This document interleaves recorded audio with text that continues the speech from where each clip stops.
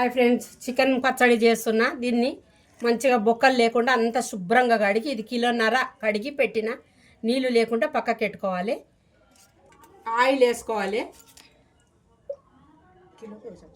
కిలోకి ఒక చెంచా. దీంతో రెండు వేసిన.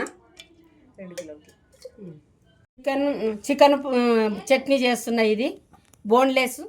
మంచిగా కడిగి శుభ్రంగా 4 సార్లు కడిగి నీళ్ళు లేకుండా ఇట్లా పెట్టుకోవాలి. నీళ్ళు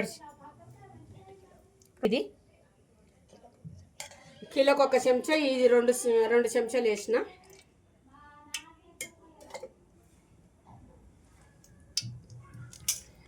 ఆయిల్ వేడెక్కిన తర్వాత ఇట్లా వేయాలి.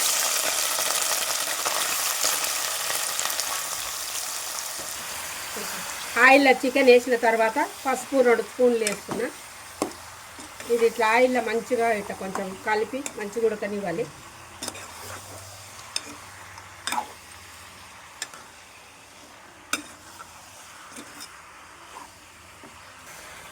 2 స్పూన్ల ఉప్పు వేస్తున్నా.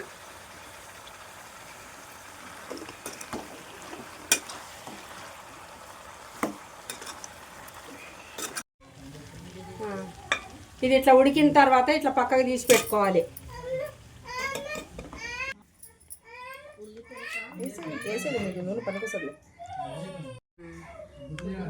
చికెన్ ముక్కలు వేపుకోవడానికి ఇట్లా ఆయిల్ వేసి వేడి కానియాలి. ఉడికిన తర్వాత ఇట్లా ముక్కలు వేసుకోవాలి. చికెన్ ముక్కలు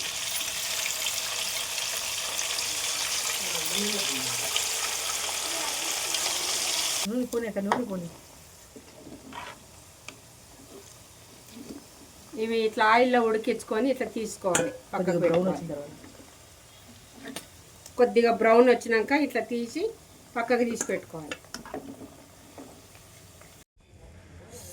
ఈ చికెన్ ముక్కలు వేపిన తర్వాత అదే ఆయిల్లో అల్లం వెల్లిగడ్డ పేస్ట్, దీంట్లో యాలకులు, లవంగాలు, దాల్చిన చెక్క వేసి మెత్తగా మిక్స్ చేసిన.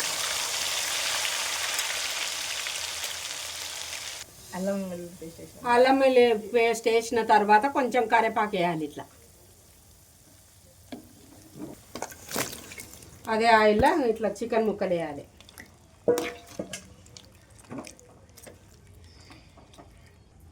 మెంతులు, ఆవాల పొడి ఇది పౌడర్ చేసి వేయాలి.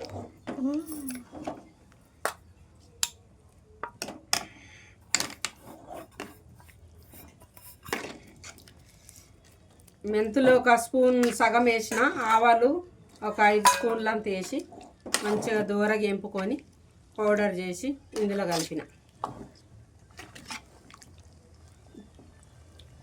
ఒక కప్పు మిరప్పొడి,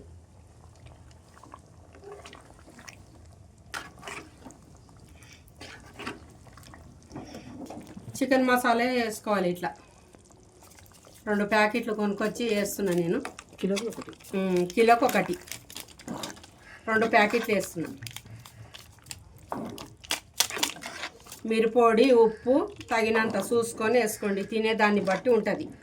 ఎక్కువ తినేటోళ్ళు ఎక్కువ వేసుకోవచ్చు, తక్కువ తినేటోళ్ళు మామూలుగా వేసుకోవచ్చు. ఉప్పు కారం తక్కువ ఉంటే కూడా బాగుండదు టేస్ట్.